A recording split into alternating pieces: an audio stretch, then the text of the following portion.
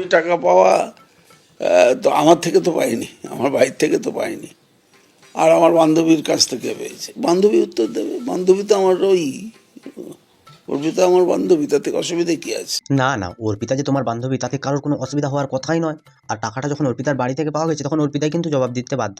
তো একটা কথা এখানটায় বোঝা গেল যে গুড় খেয়ে যে কুঁদা হয় না গুড়ের, ওটা উল্টে দিয়ে পালানোটা হচ্ছে পার্থদার ধর্ম। আর কি একটা বিচিত্র কাহিনী পার্থদা লিখে দিল। যতদিন পর্যন্ত সে জেলে ছিল, যতদিন পর্যন্ত তার জামিন হচ্ছিল না, ততদিন পর্যন্ত পার্থ চ্যাটার্জি খুব অসুস্থ ছিল। যেই দিন তার জামিন মঞ্জুর হলো, দেখো তার পরের দিন ঠিক হাঁটতে হাঁটতে ওই হসপিটাল থেকে বেরিয়ে ঘরে চলে এলেন। আবার ইন্টারভিউও দিচ্ছেন, তিনি এত পরিমাণে অসুস্থ। তো ধাপ্পাবাজির একটা সীমা থাকে, আর এই লোকটা যে কত বড় চিটিংবাজ আর এই দোগলাবাজ মাল, সেটা তার বান্ধবীর দেখে শেখা উচিত, এবং তার বান্ধবীর অন্তত মুখ খোলা উচিত যে গুড় খেয়ে কুঁদা উল্টে পালানোটাই হচ্ছে পার্থ চ্যাটার্জি, আর ওই টাকাগুলো কোথা থেকে এসছে সব কিছুই মুখ করে বলে দেওয়া উচিত। তো আজকে এই চরিত্রহীন লম্পট দুশ্চরিত্র মালটাকে নিয়ে কথা বলবো। তোমরা ভিডিওটা শেষ পর্যন্ত দেখতে থাকো, কথা দিচ্ছি দারুণ মজা পাবে। তো চলো আর বেশি না বকে ভাট, আজকের ভিডিওটা শুরু করা যাক। তো হে বাঙালি, হ্যালো বাঙালি, নমস্কার বাঙালি, কেমন আছো তোমরা সবাই?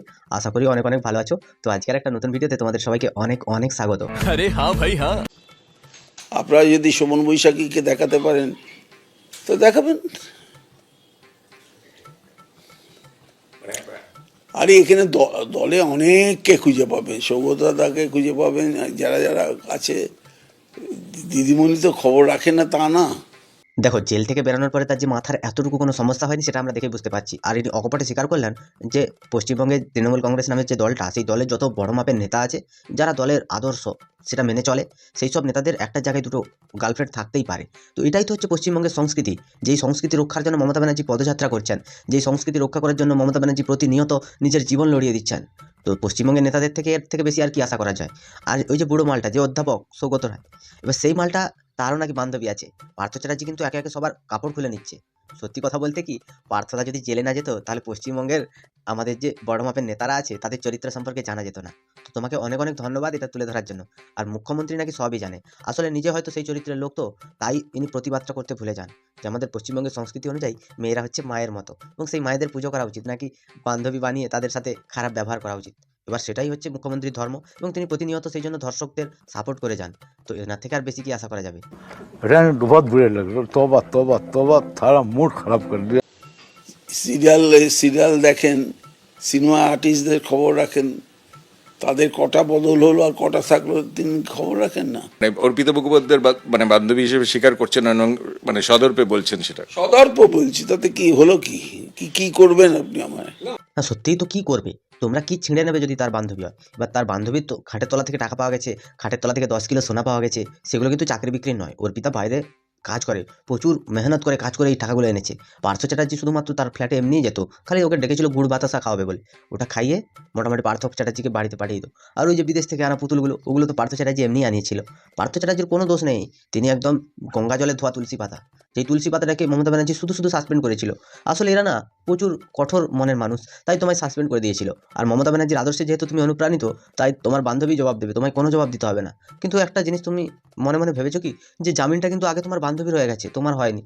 তুমি তো অসুস্থ ছিলে, সেই জামিনের পরে তোমার অসুস্থতার কথাটা আমরা দেখতে পাচ্ছি। আর তুমি যে অকপটে স্বীকার করছো, এটা থেকে তুমি যে বাপের বেটা এটা বোঝা যাচ্ছে। আবার কেউ কেউ নিজের ছেলেকেও অস্বীকার করে, সে মনে হচ্ছে বাপ কি বেটি নয়, মনে হয়। আমি কিছু করার জন্য বলছি। যার বউ আছে তার যদি দুটো থাকতে পারে, আমার বউ নেই, আমার একটা বান্ধবী থাকতে পারবে না? সত্যিই তো, তার বউ নেই, তার বান্ধবী দুটো কেন, 6টা 7টা 10টা 12টা যত ইচ্ছে বান্ধবী সে রাখতে পারে, তার বউ নেই। তোমরা তার মনের কষ্টটা বোঝো। যার বউ আছে সে যদি 2-3টা রাখতে পারে, তৃণমূল কংগ্রেসের নেতারা, তো ইনি তো একজন, কি বলবো আর, পুরুষ বিধবা। তো ইনাকে একটা কথা আমি বলতে চাই, পার্থবাবু, আপনি যে তৃণমূল কংগ্রেসের জন্য এত করলেন, এত খাটলেন, অর্পিতার জন্য এত খেটেছেন, অর্পিতাকে আপনি কি মা বানাতে পেরেছেন? তো সেটাই আমাদের একটু মনে সংশয় থেকে যাচ্ছে। আপনার বান্ধবী তো বিয়ে করে নিন না, সবার সব আশা আকাঙ্ক্ষা সব কিছু তাহলে ঠান্ডা হয়ে যাবে। আর সত্যি কথা বলতে কি, অর্পিতা দেখতে অতটা খারাপও নয়। আর আপনার শিলা কি জাওয়ানি খুব পছন্দ, তাই বাহ, ওনাকে বিয়ে করলে আপনার অনেক ভালো হবে। ছেলে পুলে সংসার নাতি নাতনি সব কিছু নিয়ে আপনি সুখে থাকবেন। আপনার এখন কাজ করার ইচ্ছা আরও বেড়েছে, তো সেটা আমরা বুঝতে পারছি। এ কি কিসের ইয়ে হলো? আমি সদর্পে বলছি। এমনি মানে তার সঙ্গে যোগাযোগ হয়েছে ফিরে? না, দেখুন, আমাকে হাঁটুর বয়সী অমুক বয়সী বলে নানা রকম বিদ্রুপ যারা করেছিল তাদের প্রতি আমার সহানুভূতি হয়। সত্যি একটা জিনিস হচ্ছে কি, খেয়ে নেওয়ার পরে না মানুষের আর থালার দিকে নজর থাকে না। তো সেই রকমই এই পার্থদারও খেয়ে নেওয়ার পরে তারা থালার দিকে নজর নেই। তো খাবার পরে সেই থালাতেই পার্থদা ফুটো করে দিয়েছে। পার্থদার সাথে তার কোনো যোগাযোগ নেই। সে যে এতদিন পরে ঘরে এলো, অর্পিতা যে তাকে বরণ করে ঘরে তুলবে, বা সেই ফ্ল্যাটটা যেটা ইডি সিল করে রেখেছে, ইডির কাছে আবেদন করে পার্থ চ্যাটার্জিকে নিয়ে সেখানে সুখে থাকবে, সেটা আর হলো না। সত্যি কথা বলতে পার্থদার এই দুঃখ আমি আর দেখতে পাচ্ছি না। আমার চোখ থেকে কান্না আর পোত থেকে গু বেরিয়ে যাচ্ছে। এখন আমার গন্ধ করছে, আমি আর ভিডিও বানাতে পারছি না। দাঁড়ো ধুয়ে আসি দিয়ে আবার কথা বলছি। কালকেই তো বাড়ি ফিরলেন, কেমন অভিজ্ঞতা 3.5 বছর পর? ঘুমাতে পারিনি সারা রাত আমার এই চোখও ঘুমিয়েছে। আমার ভাই বসেছিল অনেকক্ষণ ধরে, আমি ওখানেও ঘুমাতে পারতাম না, এখানেও ঘুমাতে পারছি না। দেখো, পার্থ চ্যাটার্জি যে শুধু ঘরে এসে ঘুমোতে পারেনি সেটা কিন্তু খুব ভুল। পার্থ চ্যাটার্জি কিন্তু উনি ঘুমোতে পারেননি অর্পিতাকে ছাড়া। অর্পিতা খালি স্বপ্নে চলে আসছিল, অর্পিতার মুখটা খালি তার চোখের সামনে ভেসে আসছিল। চোখ বন্ধ করলেই অর্পিতার মুখটা ভেসে উঠছে। তো পার্থ চ্যাটার্জি আতঙ্কে ঘুমোতে পারেননি। বলেন এই প্রেম কি ভোলা সম্ভব? এটা তো পুরো শ্রীকৃষ্ণ আর রাধার প্রেম। এই প্রেম জীবন জন্ম জন্মান্তরেও ছাড়ানো সম্ভব নয়। আর পার্থ চ্যাটার্জি তিনি এমন একজন মানুষ যিনি কোনো মানুষের মনে দুঃখ দিতে চাননি। অর্পিতা খুব দুঃখে ছিল, খুব কষ্টে ছিল। তারপরে পার্থ চ্যাটার্জির নজর পড়লো, তারপরে তিনি তার ফ্ল্যাটে কোটি কোটি টাকার সম্পত্তি রাখলেন। তিনি সত্যিই খুব ভালো মানুষ, তিনি কারো দুঃখ কষ্ট সহ্য করতে পারেন না। এখনও অর্পিতা অনেক কষ্টে আছে, কারণ তার সব সম্পত্তি বাজেয়াপ্ত করা হয়েছে, তার অ্যাকাউন্ট ফ্রিজ করা হয়েছে। তার দুঃখের কথা ভেবে পার্থ চ্যাটার্জির আর ঘুমই হচ্ছে না। তাকে ঘুমানোর জন্য কেউ একটা তার মাথায় বাড়ি মারো, দিলে তার ঘুমাবে। 3 বছর ধরে কিছু বলতে পারি, আমায় বলতে দাও বলে চিৎকার করেছি, কিন্তু কেউ তো আমার কাছে আসেনি। সত্যি একটা আক্ষেপ থাকার মতো জায়গা। যেই মমতা ব্যানার্জির জন্য পার্থ চ্যাটার্জি চুরি করলো, যেই মমতা ব্যানার্জির জন্য পার্থ চ্যাটার্জি মার খেলো, পার্থ চ্যাটার্জি তার বান্ধবীকে হারালো, যেই মমতা ব্যানার্জির জন্য পার্থ চ্যাটার্জি তিনি নিজে চলে গেলেন। সত্যি সেই মমতা ব্যানার্জি একবারও পার্থ চ্যাটার্জিকে তিনি দেখা করতেও গেলেন না, তার কথাও শুনলেন না। আসলে তৃণমূল কংগ্রেস দলটা এমনই, যেই মানুষটা ফেঁসে যাবে তার পেছনে লাথি মেরে তাকে কী করে আরও গর্তে ফেলে দেওয়া যায়, সেটাই হচ্ছে তৃণমূল কংগ্রেসের আদর্শ। এবং সেই আদর্শে অনুপ্রাণিত হয়ে প্রত্যেকটা মানুষকে তৃণমূলের তারা গর্তে লাথি মেরে ফেলেছিল। কুণাল ঘোষ, সেই কুণাল ঘোষ যিনি সারদা থেকে টাকা এনে তৃণমূলের ভোটে খরচা করেছিলেন, সেই তৃণমূলের নায়ক আমাদের কুণাল বাবু, তাকেও একসময় পুলিশ দিয়ে হেনস্থা করতে আমাদের মুখ্যমন্ত্রী ছাড়েনি। তো এখানে পার্থ চ্যাটার্জি তো সামান্য একটা মানুষ ছিল। তো সেই কুণাল ঘোষই একদিন এবিপি আনন্দে বসে বলেছিল যে পার্থ চ্যাটার্জি তিনি অনেক টাকা তুলছেন চাকরি পাওয়ানোর নাম করে। সেই কথাগুলোকে তাহলে মিথ্যে না? সেই টাকাগুলো মিথ্যে? সেই টাকাগুলোকে তোমার ঘরে তো পাওয়া যায়নি, শুধুমাত্র তোমার বান্ধবীর ঘরে পাওয়া গেছে। মানতেই হবে আপনি অনেকটাই চালাক। আপনার মতো চালাকি পশ্চিমবঙ্গে আর কেউ করতে পারবে না। শোনেনি, আমি বলতেও পারিনি। আমি আমার বিধানসভা কেন্দ্রের, বেহালা পশ্চিম বিধানসভা কেন্দ্রের প্রতিটি মানুষের কাছে দায়বদ্ধ।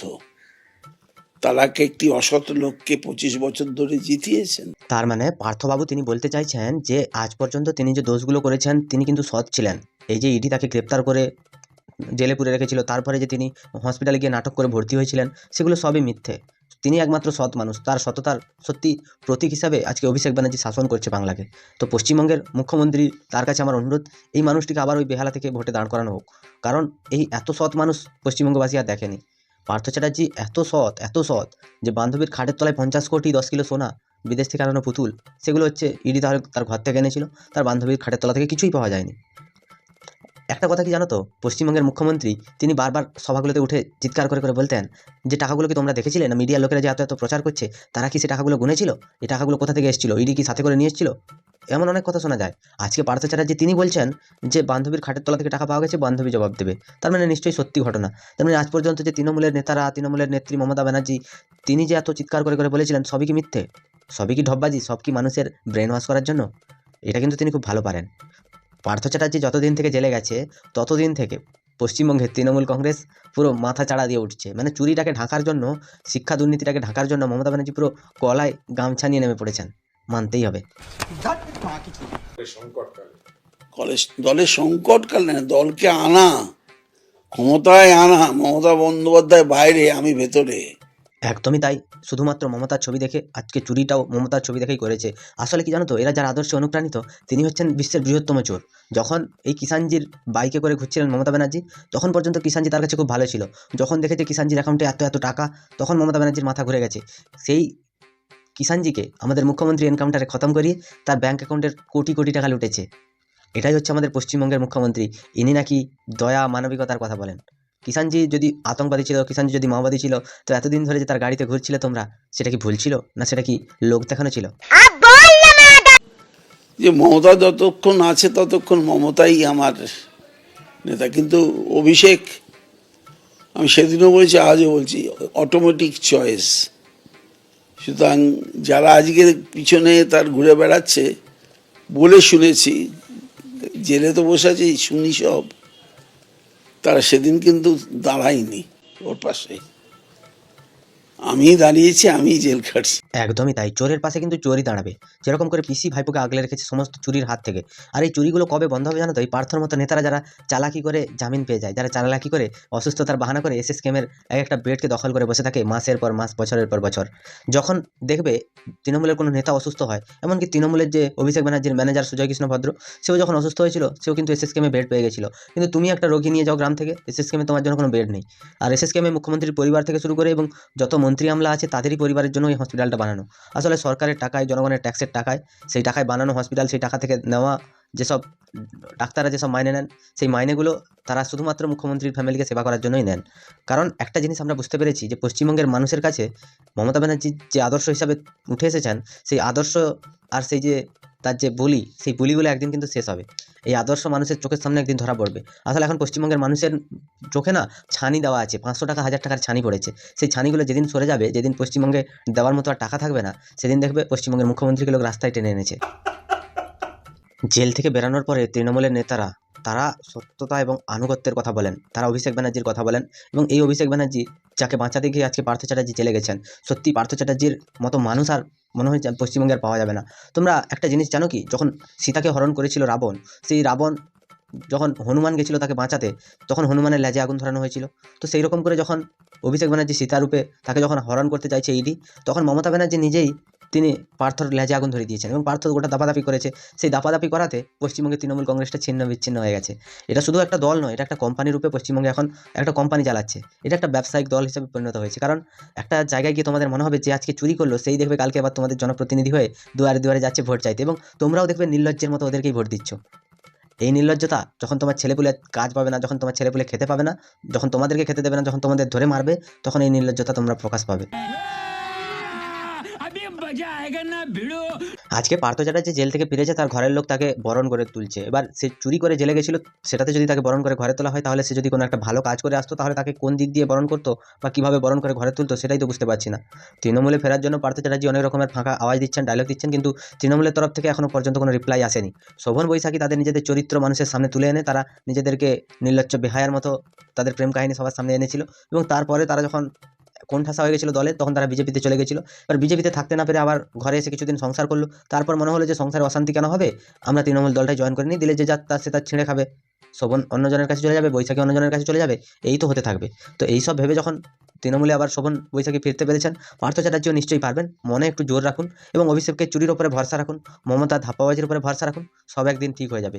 পশ্চিমবঙ্গের মুখ্যমন্ত্রীর এই যে দলের আনুগত্য এবং তার এই যে আদর্শ, এই আদর্শ নিয়ে তোমাদের কি মতামত তোমরা আমায় কমেন্টে জানাও। যদি ভিডিওটা ভালো লাগে তাহলে লাইক করো, কমেন্ট করো, শেয়ার করো, সাবস্ক্রাইব করো, পাশে থাকা বেল আইকনটা প্রেস করতে একদম ভুলবে না। সবাই ভালো থেকো, সুস্থ থেকো, সাবধানে থেকো, আর দেখতে থাকো বাংলার ফোড়ে ঘর।